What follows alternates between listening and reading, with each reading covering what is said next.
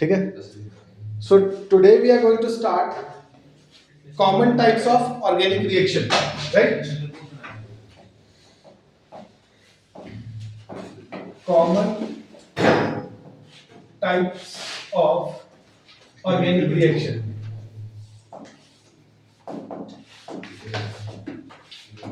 Right?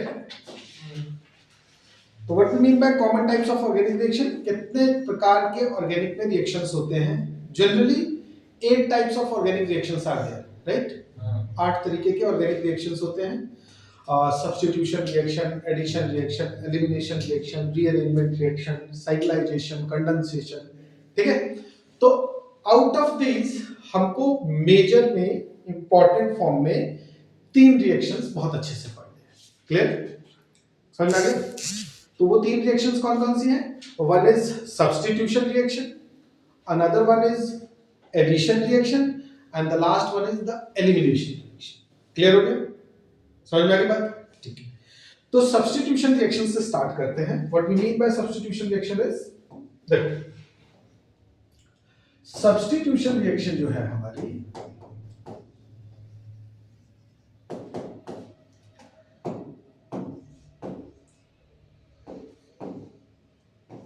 ये 2 तरीके से होती है. ठीक है जी. एक है SN1 और दूसरा है SN2, right. SN1 and SN2. Yes. What we mean by SN1? That is substitution of nucleophile unimolecular, right? One designate for unimolecular. Substitution of nucleophile unimolecular. And this is substitution of nucleophile bimolecular. Get it? Bimolecular and unimolecular means unimolecular designate when the rate of reaction depends only on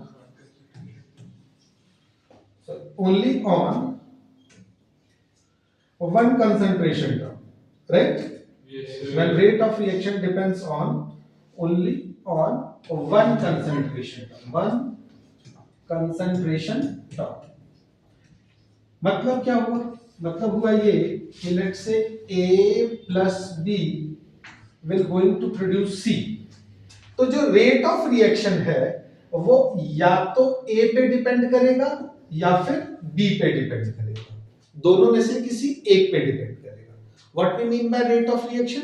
rate of reaction का मतलब होता है कि reaction होने किस speed से reactant is converted into product, right. Rate of reaction का मतलब at what rate your reactants are being converted into product. Correct? ठीक है जी. तो जब रेट ऑफ रिएक्शन, जाहिर सी बात है कि आपके पास जो रिएक्टेंट होगा A एंड B है, A एंड B कंबाइन होकर C बना रहे होंगे, करेक्ट. तो C की फॉर्मेशन दोनों पे डिपेंड ना हो करके अगर सिर्फ एक कंसंट्रेशन टर्म पे डिपेंड होती है, आइदर A पे और B पे, तो इस टाइप के रिएक्शन को यूनिमॉलिक्यूलर रिएक्शन कहते हैं. जब रिएक्शन आपकी 2 कंसंट्रेशन टर्म पे डिपेंड होती है तो उस टाइप के रिएक्शन को हम बायमॉलिक्यूलर रिएक्शन कहते हैं. ठीक है जी. yes. ऐसे ही depending upon the number of concentration term on which your reactants depend, ठीक है जी, दैट टाइप ऑफ मतलब उस तरीके का हमारा अलग अलग रिएक्शंस की कैटेगरी बननी शुरू हो जाती है. ये जो सारा प्रोसेस है unimolecular bimolecular, this we will going to study in class 12. एक चैप्टर पढ़ते हैं हम लोग, दैट इज केमिकल काइनेटिक्स. ठीक है जी. काइनेटिक्स का मतलब मोशन. तो when chemistry is in motion, when chemicals are in motion, तो मोशन में होंगे तो क्या करेंगे? रिएक्ट करके प्रोडक्ट बनाएंगे. यही तो मोशन है. तो उसमें हम लोग इसके बारे में पढ़ते हैं. तो ऑर्डर ऑफ रिएक्शंस के बारे में पढ़ते हैं. First order reaction, second order reaction. तो यूनिमॉलिक्यूलर का मतलब it is a first order reaction. मतलब when your rate of reaction depends only on one concentration term, that is first order reaction. When your rate of reaction depends on 2 concentration term, second order, 3 concentration term, third order, ऐसे. Clear हो गया? yes. समझ में? तो इस तरीके से SN1 और SN2 2 टाइप के रिएक्शंस हैं. इनका रिएक्शन मैकेनिज्म बड़ा अलग है. तो रिएक्शन मैकेनिज्म की बात करते हैं. Reaction mechanism. What we mean by reaction mechanism? See, nucleophile के ऊपर कौन सा चार्ज होता है? Nucleophiles are negatively charged, right? Yes, sir. है ना? तो एक एग्जांपल लेते हैं, let's say we have a compound like this H H H and this is Cl, correct? Yes, sir. तो ये आपका एक क्लोरोमीथेन है, क्लियर है? On this if you are going to add OH negative ion, आप यहाँ पे OH negative ion आप सब्स्टिट्यूट करना चाहते हैं, तो सब्स्टिट्यूट करने के लिए या तो आप H को हटाएंगे या फिर आप Cl को हटाएंगे, चारों में से किसी एक को, मतलब चारों में से किसी एक को तो हटाना ही पड़ेगा, ठीक है? तो जनरली क्या होता है कि आपका ये वाला मॉलिक्यूल लिबरेट आउट होगा, ये मॉलिक्यूल कैसे लिबरेट होगा या कैसे हटेगा वो देख लेते हैं। तो देखो जरा, ये जो है, ध्यान से देखना, ये यहां से ये एरो मैंने बनाया, ये एरो क्या डेजिग्नेट है? इलेक्ट्रॉन। ये एरो बता रहा है कि इस बॉन्डिंग में ये दो इलेक्ट्रॉन्स थे, ये वाला इलेक्ट्रॉन तो क्लोरीन का ही था, ये वाला इलेक्ट्रॉन कार्बन का था, बॉन्ड टूटा और दोनों के दोनों इलेक्ट्रॉन, ये तो इसका था ही, ये वाला इलेक्ट्रॉन भी इसी के पास चला गया, करेक्ट है? कोई दिक्कत? तो जब ये इलेक्ट्रॉन लेके जाएगा, जब ये इलेक्ट्रॉन लेके चला जाएगा तो क्या होगा? क्लोरीन पे नेगेटिव चार्ज आ जाएगा, क्लोरीन के ऊपर नेगेटिव चार्ज आ जाएगा और कार्बन के ऊपर पॉजिटिव चार्ज। अब उस पॉजिटिव चार्ज को ये negative charge through electrostatic force of attraction attract कर लेगा, ठीक है? और आपकी बॉन्डिंग हो जाएगी, clear? This is the basic procedure of substitution reaction, ऐसा ही हुआ। Yes, sir. अब how it is different, SN1 कैसे अलग है, SN2 कैसे अलग है, that we are going to understand. तो सबसे पहले हम बात करते हैं SN2 की, कि SN2 में क्या होता है, ठीक है? तो हम बात कर रहे हैं किसकी? SN2 की, substitution of nucleophile bimolecular reaction, ठीक है? Substitution of nucleophile bimolecular reaction में क्या होगा? तो ये देखिए हमारा कंपाउंड है,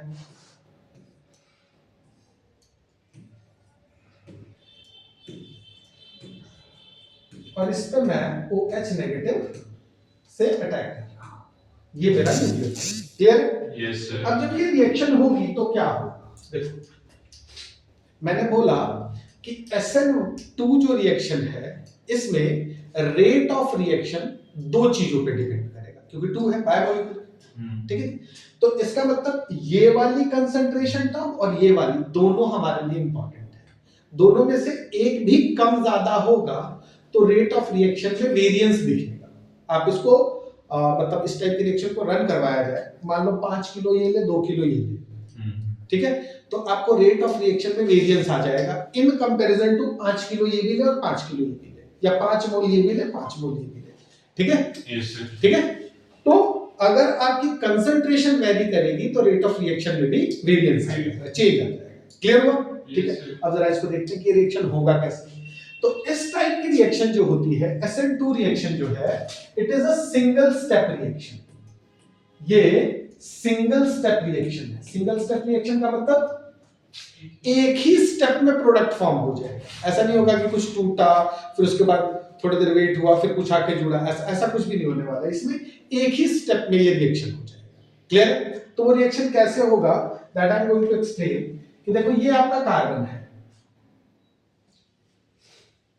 ये आपका कार्बन है, इस कार्बन पे इस जगह पे पोजीशन है आपका एक हाइड्रोजन, इस जगह पे पोजीशन है आपका एक हाइड्रोजन, इस जगह पे पोजीशन है आपका एक हाइड्रोजन, करेक्ट है? Yes, sir.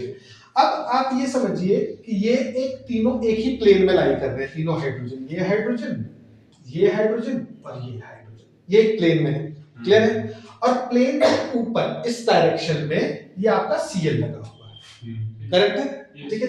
तो उस Cl को मैं कुछ इस तरीके से रिप्रेजेंट कर देता हूं, you can able to understand it well. उस Cl को मैं इस फॉर्म से रिप्रेजेंट कर देता हूं, क्लियर? ऐसे चलेगा? Yes, ठीक है? तो आप ये मान लीजिए कि आपका Cl इस जगह पे लगा हुआ है, क्लियर? Yes, तो उसके बिल्कुल 180 डिग्री बैक साइड में खाली स्पेस होगा, Yes, है ना? ये बॉल है, ऐसे बॉल है, हाँ sir. एक इधर से, एक इधर से, एक इधर से, एक इधर से, तो इसके बिल्कुल बीच में, तीनों के बीच में खाली स्पेस होगा, Yes, sir. करेक्ट है?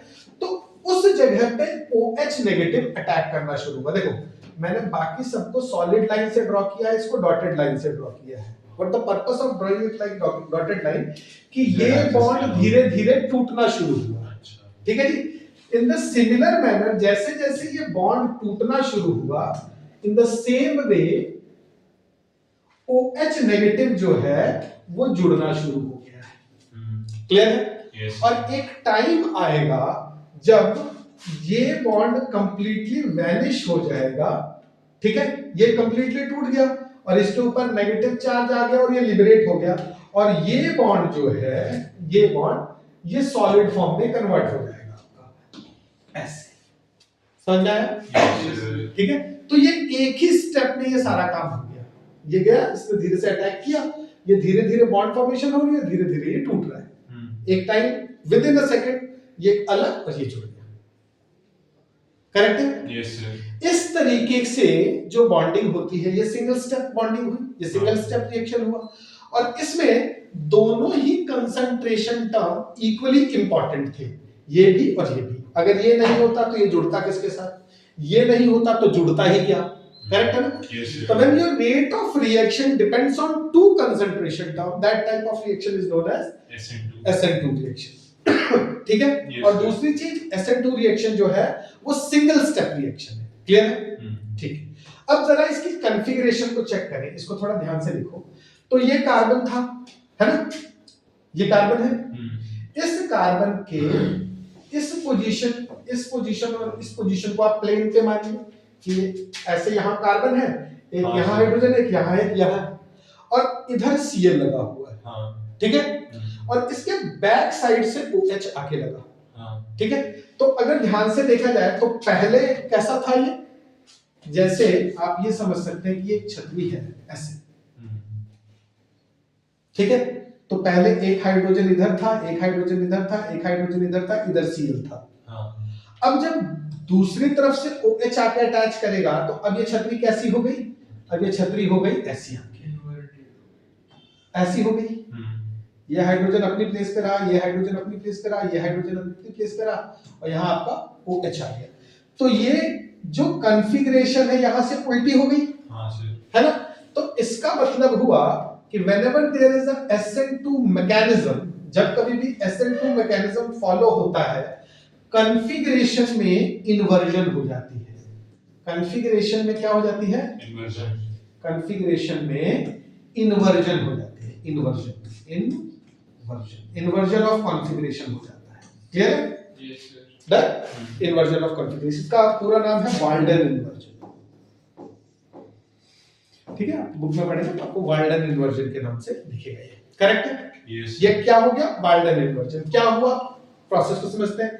SN2 मैकेनिज्म था, SN2 मैकेनिज्म में OH ने अटैक किया, सिंगल स्टेप में रिएक्शन हुई, कॉन्फ़िगरेशन चेंज हो गई, सिंगल स्टेप रिएक्शन है। Is it okay? Yes, sir. Making sense और नॉट? Yes, समझ में आया? ठीक है, अब हम बात करते हैं SN1 रिएक्शन की। SN1 रिएक्शन, SN1 में क्या होगा? सेम मॉलिक्यूल से स्टार्ट करते हैं, ये हाइड्रोजन, ये हाइड्रोजन, ये हाइड्रोजन, और यहां पे ये लगा हुआ मेरा Cl। करेक्ट है? Yes, sir.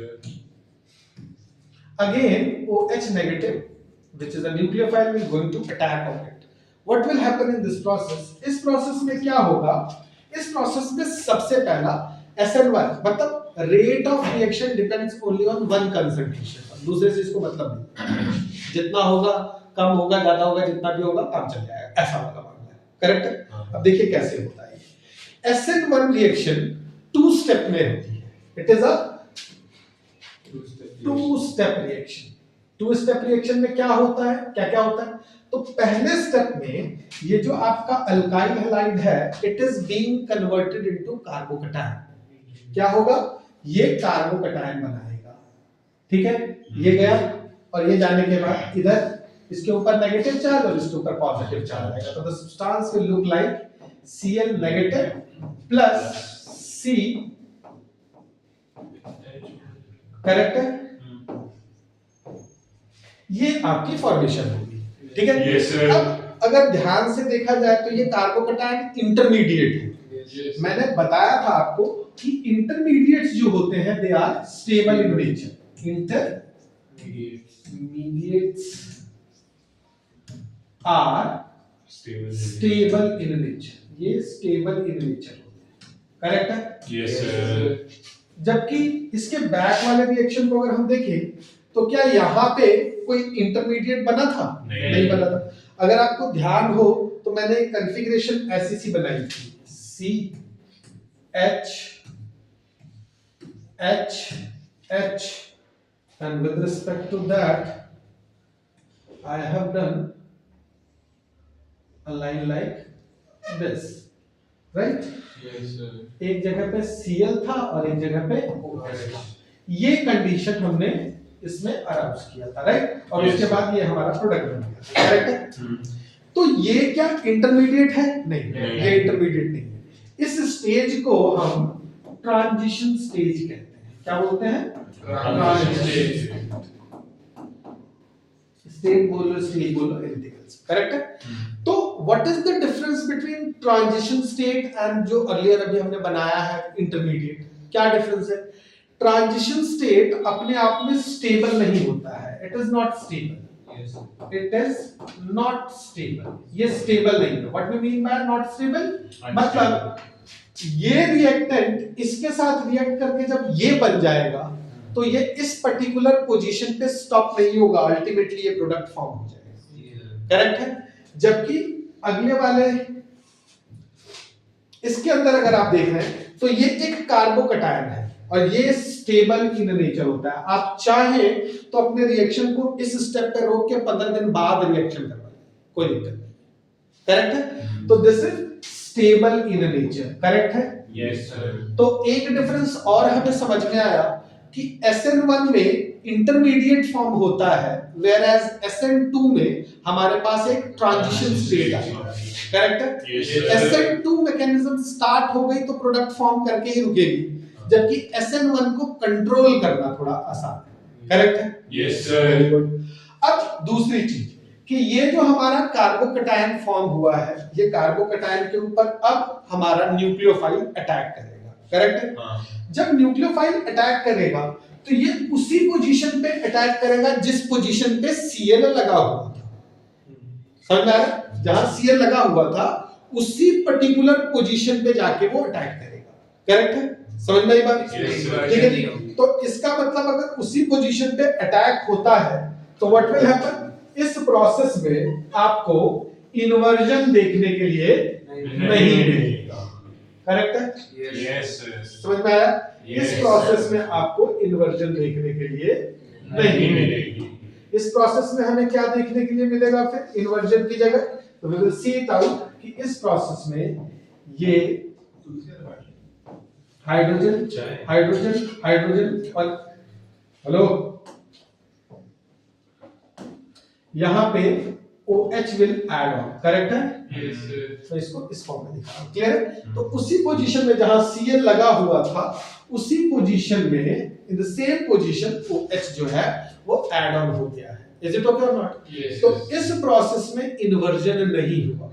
इस प्रोसेस में इन्वर्जन नहीं हुआ तो इस प्रोसेस में क्या होता है? इसमें एक स्पेशल प्रोसेस होता है दैट इज कॉल्ड रेसिमाइजेशन। क्या होता है इसमें? रेसिमाइजेशन। ठीक है जी? सुना है? आपको याद होगा कि जो ऑप्टिकली एक्टिव सब्सटेंस होते हैं वो superimposable non superimposable mirror images बनाते हैं। तो इसमें OH एक अलग पोजीशन पे लग रहा है तो इसकी मिरर इमेज फॉर्म करोगे तो थोड़ा अलग आएगा, ठीक है? तो इसमें पार्शियल रेसिमाइजेशन, 100% रेसिमाइजेशन नहीं होती, पार्शियल रेसिमाइजेशन देखने को मिलता है। क्लियर हुआ? Yes, sir. कोई दिक्कत? No, sir. Is it okay और not? Yes, is sir. It making a sense? Yes, sir. Clear हो? तो इस तरीके से हमारा SN1 मैकेनिज्म चलता है। अब इसको हम यूटिलाइज कहां करेंगे? ठीक है, इसके ऊपर बहुत सारे क्वेश्चन, इसको जितनी बार पढ़ा जाए उतना कम है। जितनी बार इसको अच्छे से आप देखेंगे उतना ही इसमें वैल्यू, इतनी ही इसमें चीजें आपको समझ में आएंगी। जैसे कि एक एग्जांपल देते हैं, देखिए ये कंपाउंड है हमारा, इस कंपाउंड में यहाँ पे CH3 लगा दिया मैंने, यहाँ पे CH3 लगा दिया मैंने और यहाँ पे CH3 लगा दिया मैंने और ये लगा हुआ है Cl मेरा, करेक्ट है? Yes, sir. इसके ऊपर मैंने न्यूक्लियोफाइल से अटैक किया, क्लियर है? Yes. और न्यूक्लियोफाइल से अटैक करने के बाद I want to know the product. बहुत ऑब्वियस सी बात है कि प्रोडक्ट इस Cl को हटा के ये OH लगने वाला है, product we know, but what is the mechanism, किस मैकेनिज्म से ये प्रोडक्ट बनाएगा, ठीक है जी? तो उसका answer very correct, that is SN1। क्यों है ऐसा? Why SN1, why not SN2? क्योंकि ये स्टेबल है, क्योंकि ये स्टेबल नहीं है, जो कंपाउंड बनेगा Cl नेगेटिव के बाद निकलने के बाद, अच्छा जब Cl नेगेटिव, अच्छा नहीं, ठीक है, ये स्टेबल है। हाँ, क्यों? क्योंकि Cl के टूटते ही, ध्यान से देखो, अगर Cl टूटता है, लेट इट बी, धीरे धीरे Cl टूटना शुरू होता है और धीरे धीरे OH ऐड ऑन होना शुरू होता है। तो Cl के टूटने के बाद जो ये बनेगा, that is it will become a tertiary carbocation. Tertiary carbocation is more stable in comparison to this alkyl halide, ठीक है जी? तो इसलिए ये अपने आप को SN2 मैकेनिज्म से डायरेक्ट रिएक्शन करने के बजाय अपने आप को स्टेबल कॉन्फ़िगरेशन गेन करने की कोशिश करेगा। क्लियर हो गया? तो ये कंपाउंड यहां से सबसे पहली चीज क्या फॉर्म करेगा, that is Cl negative along with CH3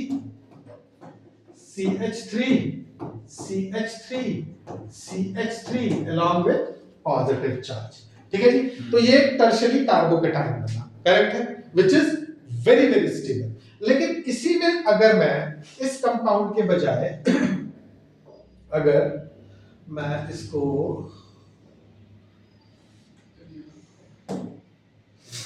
ऐसे ट्रीट आउट करूं,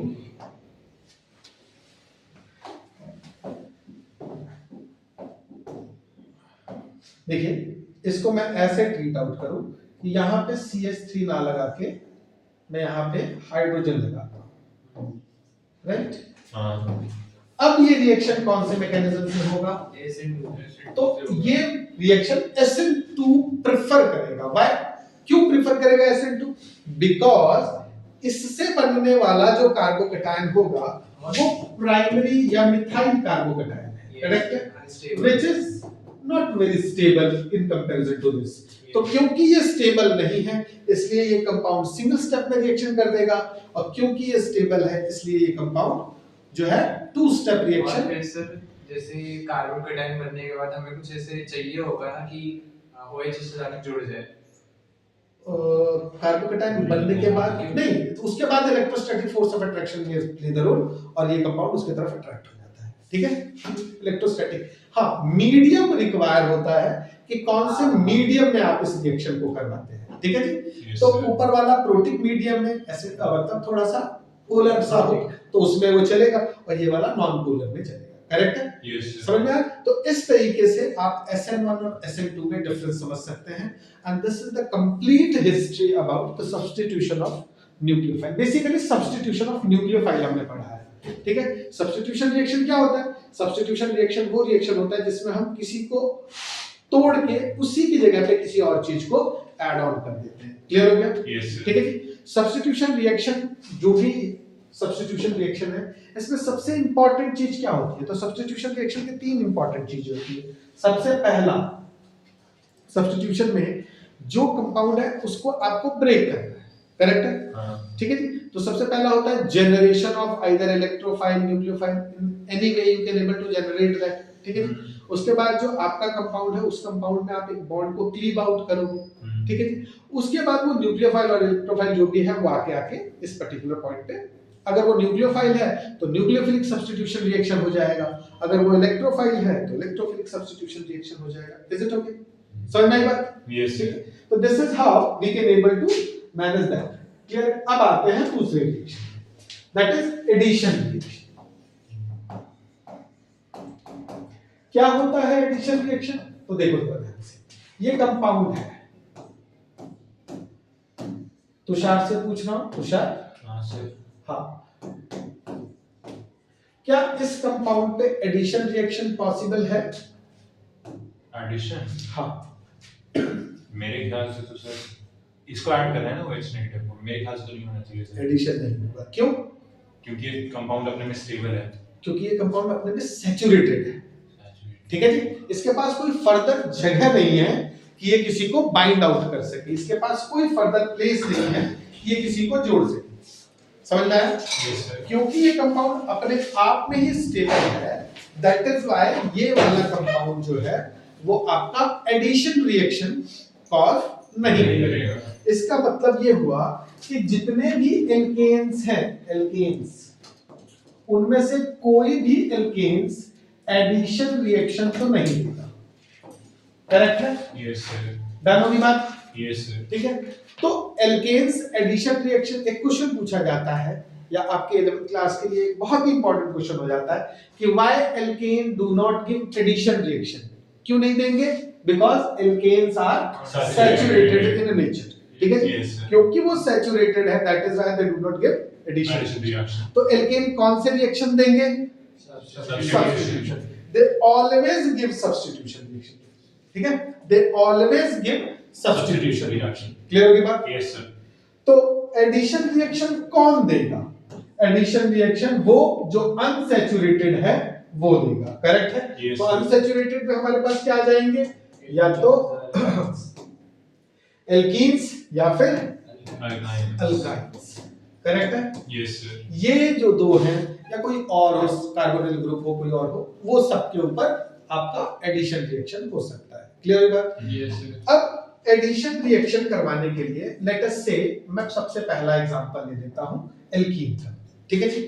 अब एल्कीन दो प्रकार के होते हैं। सबसे पहले alkenes are of two types. कौन कौन सा? देखिए, एक ये एल्कीन है,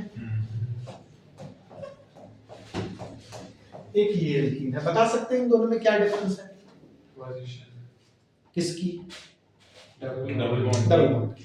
इसको बोलते हैं सिमेट्रिकल एल्कीन। ठीक है? और इसको बोलते हैं अनसिमेट्रिकल। ठीक है जी?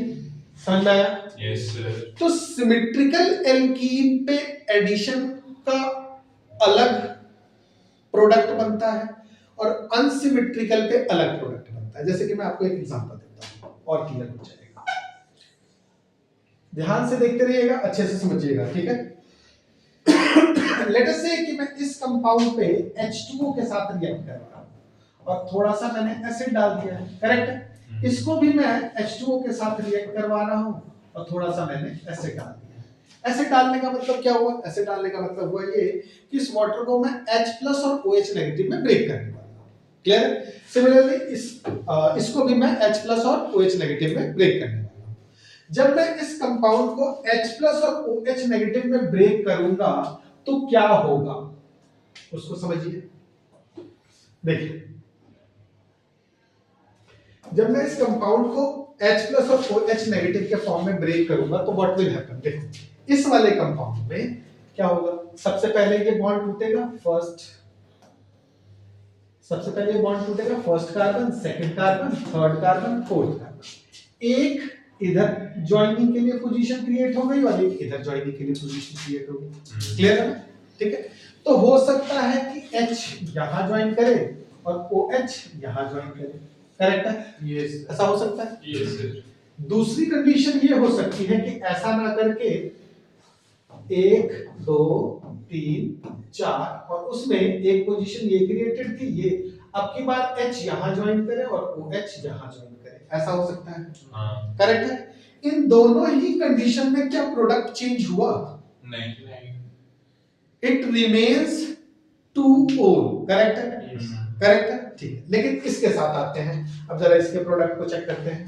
तो ये देखिए जरा, 1 2 3 4, एक पोजीशन यहां है और एक पोजीशन यहां है। ठीक है जी? और उसके बाद दूसरे के लिए 1 2 3 4, एक पोजीशन यहां है और एक पोजीशन यहां है। करेक्ट है? तो अगर OH यहां लगा और H यहां लगा तो इट बिकम 2O, और अगर OH यहां लगा और यहां लगा तो इट बिकम 1O। करेक्ट है? Yes. Whenever there is a different types of product formation, जब दो प्रकार के प्रोडक्ट बनते हैं तो बात ये होती है कि दोनों में से ज्यादा कौन बनेगा। ठीक है जी? That become your real product, और जो कम बनता है वो जनरली आपका प्रोडक्ट नहीं होता है। ठीक है जी? तो जो प्रोडक्ट नहीं होता उसे क्या कहते हैं? By product. क्लियर है? ठीक है जी। तो वो जनरली आपका बाय प्रोडक्ट के फॉर्म में ट्रीट किया जाता है। अगर उसकी क्वांटिटी जरूरत से ज्यादा लेस हो तो और अच्छे से उसे इम्प्योरिटी कहा जाता है। करेक्ट है? समझ में आया? Yes sir. समझ में? तो यहाँ पे दो अलग अलग टाइप के प्रोडक्ट फॉर्म हो रहे हैं। तो अब क्वेश्चन ये बनने के लिए तैयार हो गया कि इन दोनों में से ज्यादा अच्छा, ज्यादा बढ़िया या ज्यादा अमाउंट में फॉर्म होने वाला कौन सा प्रोडक्ट होगा। क्लियर होगी बात? तो ज्यादा अमाउंट में प्रोडक्ट वही बनेगा, ज्यादा अमाउंट में वही प्रोडक्ट बनेगा जो नेचर में सबसे ज्यादा स्टेबल हो। करेक्ट है? नेचर उसी को फिट, सर्वाइवल ऑफ फिटेस्ट, जो सबसे ज्यादा फिट होगा वो सबसे ज्यादा सर्वाइव करेगा। तो जो ज्यादा स्टेबल होगा नेचर उसी ही बनाएगी। तो अब हम कैसे पता करें कि ये ज्यादा स्टेबल है कि ये ज्यादा स्टेबल है। क्लियर? तो इसलिए एडिशन विथ एल्कीन, एल्कीन पे जब एडिशन होती है तो सिमेट्रिकल एल्कीन है तब तो कोई प्रॉब्लम नहीं है, but whenever there is a unsymmetrical alkene और आप उसके ऊपर एडिशन करवा रहे हैं तो इसकी एडिशन के लिए एक रूल है, दैट इज कॉल्ड मार्कोवनिकोव्स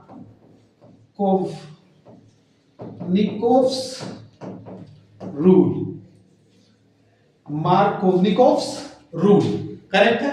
और ये मार्कोवनिकोव्स रूल क्या है? That is whenever you are going to add something on an unsymmetrical alkene, तो रूल कहता है the negative part goes to that double bonded carbon, इसमें से एक H प्लस निकलेगा और एक OH नेगेटिव, तो the negative part goes to that double bonded carbon। ध्यान से देखिए, देख पा रहे?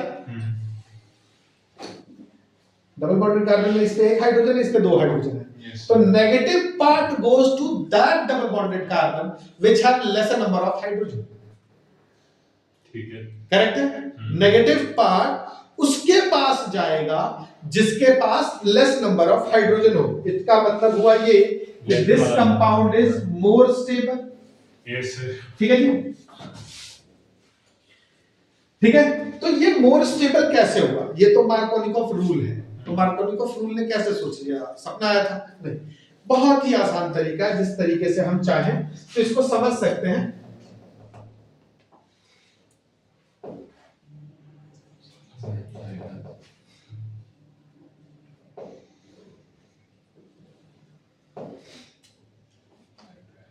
देखिए, थोड़ा ध्यान से देखिए और समझने की कोशिश कीजिए इस कंपाउंड को। इस कंपाउंड को अगर डबल बॉन्ड को ब्रेक किया जाए तो दो तरीके से डबल बॉन्ड ब्रेक होगा, पहला कार्बन, दूसरा कार्बन, तीसरा कार्बन और चौथा कार्बन। ये भी पहला, दूसरा, तीसरा और चौथा। करेक्ट है? तीसरे और चौथे कार्बन के बीच में डबल बॉन्ड था। तो डबल बॉन्ड को अगर तोड़ा जाए तो या तो पॉजिटिव चार्ज यहां आए तो इधर नेगेटिव आ जाएगा, या तो पॉजिटिव चार्ज यहां आए तो यहां नेगेटिव आ जाएगा। करेक्ट है? समझ में आया? इन दोनों ही पोजीशंस को अगर अच्छे से देखा जाए तो जिसके ऊपर पॉजिटिव चार्ज आएगा वो क्या बन गया? कार्बोकैटायन। करेक्ट है? और जिसके ऊपर नेगेटिव चार्ज आया वो क्या बन गया? कार्बोकैटायन। और हमें पता है कि कार्बोकैटायन में tertiary carbocation is more stable then secondary carbocation and secondary carbocation is more stable then primary carbocation.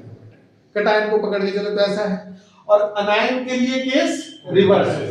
Correct? तो थोड़ा यहां देखते हैं, what about this? This is secondary carbocation and what about this? This is secondary कार्बो अनायन। Secondary कार्बो अनायन unstable होता है, secondary carbocation ज्यादा stable होता है।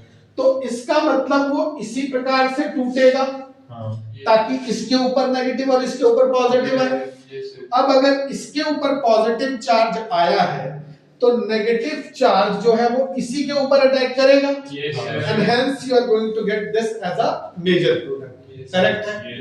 आसान था? ठीक है जी? तो इस फॉर्म से भी हम इसे समझ सकते हैं, कोई दिक्कत? तो either on the basis of carbocation आप समझ लीजिए और you can use Markovnikov's rule. Correct हुआ? हाँ सर। समझ में आई बात? Yes sir. किसी को कोई दिक्कत? नो मेकिंग सेंस और नॉट? Yes sir. ठीक। अब इसमें एक केस और है, अनसिमेट्रिकल एल्कीन में ही एक केस और है, ये है, ये आपका अनसिमेट्रिकल एल्कीन है। हाँ। इस अनसिमेट्रिकल एल्कीन पे आप H2O along with H plus ion आप इसकी रिएक्शन कराना चाहते हैं, बट अगर आप इस रिएक्शन को पेरोक्साइड के फॉर्म से कराएं, ठीक है? पेरोक्साइड O नेगेटिव होता है ना? पेरोक्साइड ये होता है, हाइड्रोजन ये हाइड्रोजन पेरोक्साइड हो गया। एक और पेरोक्साइड होता है आपका, जो कि आप ऑर्गेनिक में पढ़ेंगे,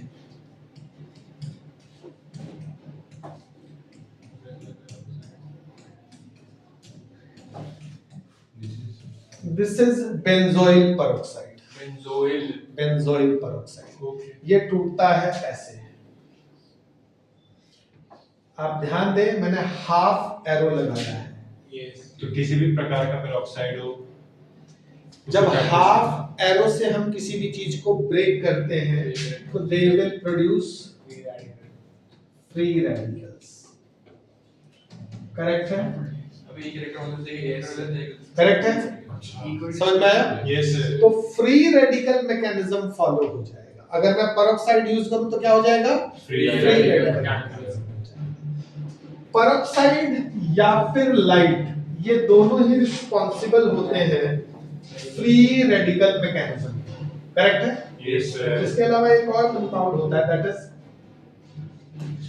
THF, टेट्राहाइड्रोफ्यूरेन।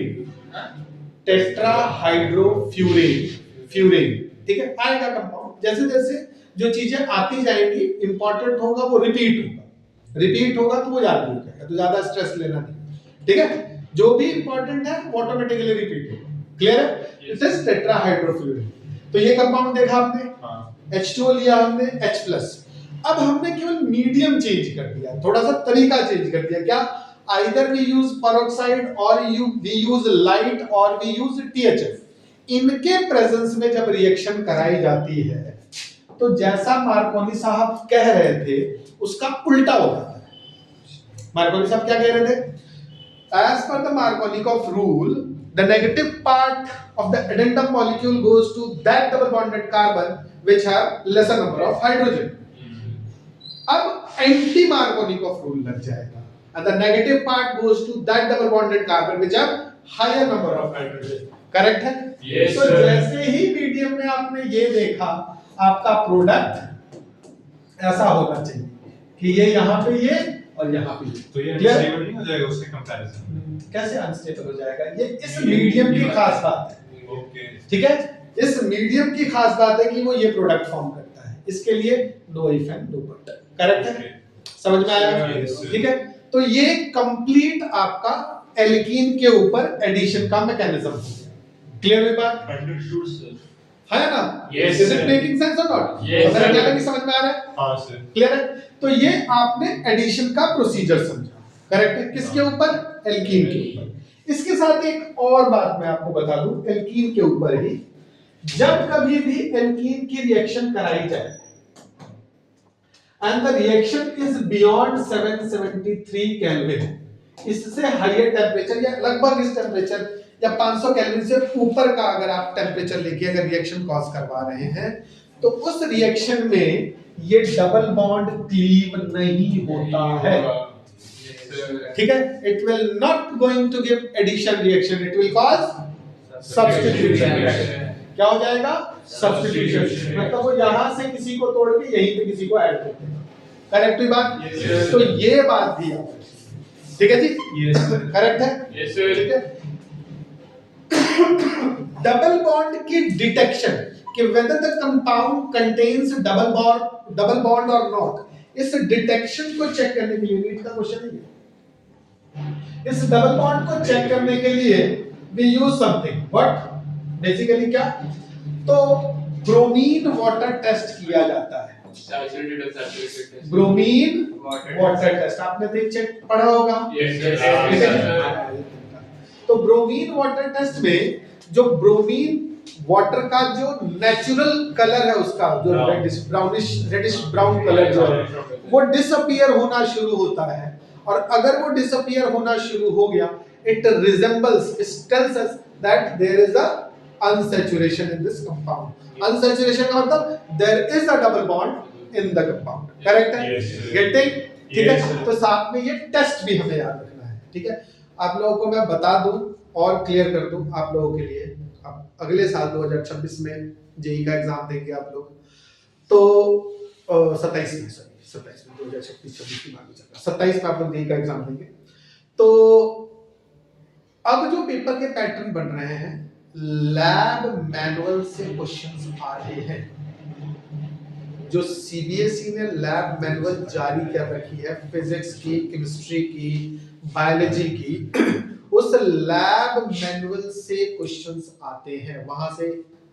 तो जो प्रैक्टिकल है आपका वो काफी सॉलिड फॉर्म में आपको आना चाहिए, ठीक है? स्कूल में किस लेवल पे हो रहा है मैं कोई कमेंट नहीं कर रहा हूं, लेकिन आपको प्रोसीजर बकायदा आना चाहिए, करेक्ट है? Yes, sir. आपको सारी चीजें पता होनी चाहिए, नहीं पता है हमसे बोलो हम बताएंगे, ठीक है? लेकिन आपको प्रैक्टिकल के कॉन्सेप्ट प्रॉपर क्लियर होने चाहिए, क्लियर है? ठीक है? और जनरली आप बहुत सारे उस पे देखोगे तो ये सारी चीजें तो सब जगह मिल जाएगी, है ना? लेकिन वो प्रैक्टिकल के कॉन्सेप्ट वो आपको नहीं मिलेंगे, तो उसके ऊपर थोड़ा फोकस रखिएगा अभी से, तो आपके लिए ज्यादा बेनिफिशियल होगा, खासतौर पे नीट, ठीक है? नीट के लिए वो ज्यादा इंपॉर्टेंट है। तो आई होप ये समझ में आया होगा। Hello, Yes, sir. डन है? Yes, sir. क्लियर हुआ? तो विद दिस हमने यहाँ पे एक रिएक्शन और पढ़ ली, दैट इज एल्कीन का पूरा एडिशन रिएक्शन। सिमिलरली अल्काइन के ऊपर भी ऐसा ही रिएक्शन होता है, ठीक है जी? तो एडिशन रिएक्शन का बेसिक्स पार्ट आपको क्लियर हो गया, डन? Yes, sir. मान के चले? Yes, sir. एडिशन किसी भी चीज की कराई जा सकती है, फ्री रेडिकल का हो सकता है, इलेक्ट्रोफाइल का हो सकता है, न्यूक्लियोफाइल का हो सकता है, depending upon that electrophilic addition reaction, nucleophilic addition reaction या फ्री रेडिकल एडिशन रिएक्शन हो सकता है। क्लियर हो गया? Yes, sir. अनसैचुरेशन अगर सिमेट्रिकल है तो कोई दिक्कत नहीं, अनसिमेट्रिकल है तो मार्कोनिकॉफ रूल के अकॉर्डिंग ही एल्कीन के ऊपर, स्पेशली एल्कीन के ऊपर ही है, एल्काइन के ऊपर नहीं है ऐसा, एल्कीन के ऊपर मार्कोनिकॉफ एडिशन को फॉलो किया जाता है। And when the reaction is in the presence of peroxide और in the presence of THF और in the presence of light, तो जो रिएक्शन का मैकेनिज्म है वो फ्री रेडिकल मैकेनिज्म हो जाता है, और जो एडिशन है वो एंटी मार्कोनिकॉफ रूल को फॉलो करता है, करेक्ट है? Yes, sir. Very important, clear है? ये सेम चीज class 12th first chapter of organic that is haloalkane haloarene, उसका केमिकल पार्ट में जहां पे आप हेलोएल्कीन द केमिकल रिएक्शंस ऑफ हेलोएल्कीन आप पढ़ने जाएंगे, या जो किस तरीके से हम हेलोएल्कीन को प्रिपेयर करते हैं ये पढ़ने जाएंगे, तो आप इसी मैकेनिज्म से उनको बनाने वाले हैं, ठीक है? That is very important, correct है? यहां तो इंपॉर्टेंट नहीं है, क्लास 12th में भी इंपॉर्टेंट है, करेक्ट है? डन? ठीक है। उसके बाद हमारे पास एक दूसरा रिएक्शन आता है दैट इज एलिमिनेशन रिएक्शन, ठीक है? तो ब्रीफ लेते हैं एलिमिनेशन रिएक्शन का। क्या होता है एलिमिनेशन? अल्काइन का एडिशन नहीं है? अल्काइन का एडिशन भी है, बिल्कुल है, बकायदा है। तो मैंने बताया कि किसी भी एडिशन रिएक्शन का मैकेनिज्म यही रहेगा, एल्कीन के लिए मार्कोनिकॉफ, अदरवाइज बॉन्ड तोड़िए और कहीं भी जोड़ दीजिए, ठीक है? डिपेंडिंग अपॉन कि वो कौन सा कार्बोकेटायन बनता है, अकॉर्डिंगली आप ऐसे ऐड करें। क्लियर है? चलिए नेक्स्ट जो है हमारा एलिमिनेशन रिएक्शन।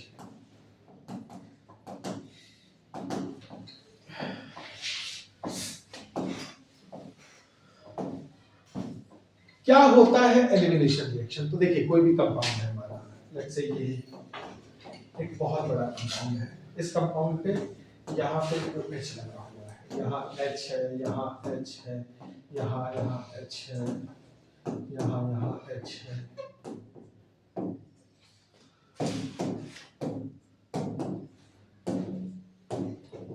ठीक है?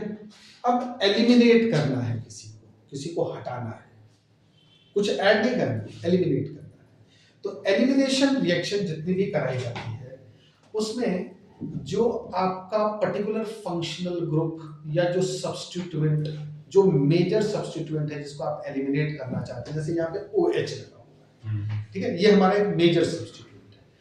तो ये जिस कार्बन से जुड़ा हुआ है that carbon is treated as alpha, उसे हम कौन सा कार्बन मानते हैं? Alpha carbon. क्लियर होगी बात? Yes sir. उस अल्फा कार्बन के दोनों साइड, आइदर लेफ्ट और राइट, जो कार्बन प्रेजेंट है, दैट इज ये वाला और ये वाला, ये बीटा कार्बन कहलाता है। ठीक है? Yes sir. ये वाला, ये गामा कार्बन कहलाएगा। ठीक है?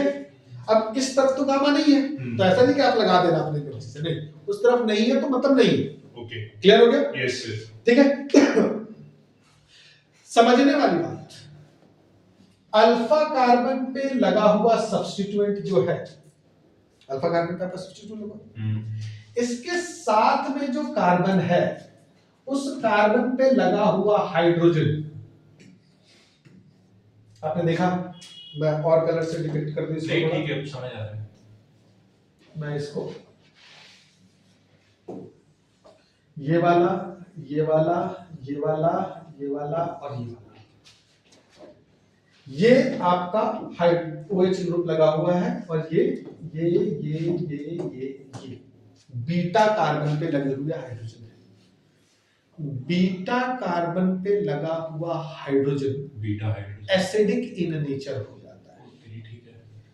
एसिडिक इन नेचर का मतलब OH बॉन्ड के हटने के बाद ये H वाला जो मॉलिक्यूल है, या OH है, हटने के बाद OH है, इलेक्ट्रॉन को खींचेगा अपनी तरफ, तो यहाँ पे इलेक्ट्रॉन की कमी होगी तो ये खींचेगा अपनी तरफ, तो ये इनसे खींच लेगा अपनी तरफ, करेक्ट है? तो ये जो पांचों हाइड्रोजन आपको दिख रहे हैं, इस OH के कारण इन पांचों हाइड्रोजन को एक स्ट्रेस मिलता है, एक स्ट्रेन मिलता है, इलेक्ट्रॉन की तरफ से इंडक्टिव इफेक्ट टाइप का कुछ लग रहा है, ऐसा समझना। ठीक है? वैसे इंडक्टिव इफेक्ट नहीं कहते इसको, ठीक है? ऐसा तो ये इलेक्ट्रॉन इसको अपनी तरफ खींचेगा, जब इलेक्ट्रॉन इसको अपनी तरफ खींचेगा तो ये H अपने इलेक्ट्रॉन को इस कार्बन को डोनेट करके जाना पसंद करेगा, करेक्ट है? Yes sir. तो ये इस पोजीशन से हट के, ध्यान से देखना, इस पोजीशन से हट के यहाँ पे डबल बॉन्ड की क्रिएशन कर देगा, 1 2 3 4 5, 1 यहाँ पे डबल बॉन्ड की क्रिएशन हो जाएगी। क्लियर है? This is called elimination reaction. whenever there is a elimination there is always production of double bond। अब बात ये हुई कि डबल बॉन्ड यहाँ बने एक नंबर, या डबल बॉन्ड 1 2 3 4 5, या डबल बॉन्ड यहाँ बने। क्लियर? अब दोनों में से कौन सी पोजीशन पे बनेगा? तो हमें इतना तो पता है कि OH यहाँ से जाएगा तो ये कार्बन कैटायन बनेगा। अब ये H जाएगा तो अपना इलेक्ट्रॉन डोनेट करके जाएगा, तो ये अगर ये यहाँ डोनेट करके गया तो नेगेटिव यहाँ, और ये यहाँ डोनेट करके गया तो नेगेटिव यहाँ, करेक्ट है? ये वाला बनेगा secondary anion which is not more stable, लेकिन ये वाला बनेगा प्राइमरी एनायन, ठीक है जी, व्हिच इज क्वाइट स्टेबल। तो कौन सा बनेगा? ये वाला, तो डबल बॉन्ड यहाँ क्रिएट होगा। क्लियर है? तो ये डबल बॉन्ड क्रिएट होगा, ना कि ये, मतलब प्रोडक्ट ये भी बनेगा, लेकिन this will the major compound और ये आपका माइनर कंपाउंड हो जाएगा। क्लियर है? इस एलिमिनेशन को अल्फा बीटा एलिमिनेशन बोलते हैं। क्या बोलते हैं? अल्फा बीटा एलिमिनेशन बोलते हैं। एज पर दिस यहां तक आपको पढ़ लेना है, ठीक है जी? Yes sir. इसके आगे जो है छोटी छोटी रिएक्शंस और भी हैं, और उसके बाद केमिस्ट्री का प्यूरिफिकेशन ऑफ ऑर्गेनिक कंपाउंड, ये पार्ट शुरू होगा, व्हिच इज वेरी इंपॉर्टेंट। आपके कोर्स में नहीं है, स्कूल में शायद टीचर ना करवाएं, ठीक है? सारी डिटेल्स नहीं करनी है, लेकिन आपको for JEE it is very important, बहुत ही ज्यादा, 110% 4 से 5 क्वेश्चंस, मतलब हर शिफ्ट में 1-2 क्वेश्चन तो आपको दिख ही जाएगा, 4 से 5 कह रहा हूँ, 1-2 क्वेश्चन आपको दिख ही जाएगा, तो आपको उस फॉर्म में थोड़ा सा अच्छे से प्रिपेयर कर लेना है। Is it okay? क्लियर है? आज की सभा यही समाप्त करते हैं, ठीक है? इतना पोर्शन आपको क्लियर हो गया होगा, ठीक है? मेरी तरफ से अब कल, हेलो, कल क्लास नहीं लूंगा मैं, thank you so much sir. हाँ, सुन लो, लेकिन कल आपको एक टेस्ट देना है, ऑनलाइन नहीं ऑफलाइन। यहाँ पे टेस्ट में चैप्टर नंबर 1 ऑफ केमिस्ट्री से लेके इक्विलिब्रियम तक का पूरा पोर्शन का एमसीक्यू टेस्ट है। Okay, negative marking. ऑब्वियस सी बात है, नेगेटिव मार्किंग। ओके। और इसमें आपके साथ 12th क्लास भी होगी, वो भी Yes. बैठेंगे, आप भी बैठेंगे, क्लियर है। और इसके विद रिस्पेक्ट में we will going to have only 100 questions, केवल 100 क्वेश्चंस होंगे। Each question is of 4 marks, ऐसा ही होगा, 4 -1। -1 अकॉर्डिंगली, और आपको अच्छे से प्रिपेयर कर लेना है इसको, ठीक है। ये टेस्ट आपको जरूर देना है। For your convenience I am going to take this test at 10:30 के अराउंड में हम टेस्ट ले लेंगे, ठीक है। 11:30 बजे मैं आपको फ्री कर दूंगा। क्या ग्रामर की क्लास होगी? नहीं कल तो थोड़ा सा अर्ली कर दीजिए सर। नहीं, थोड़ा सा अर्ली अर्ली नहीं कर कर मेरी- या तो शाम को रखो। शाम को कर लेना सर। ठीक है, बताइए कितने बजे, जितने बजे आप कहेंगे उतने बजे कंफर्टेबली हम कर लेंगे। हाँ ठीक है सर, 10:30 सही है।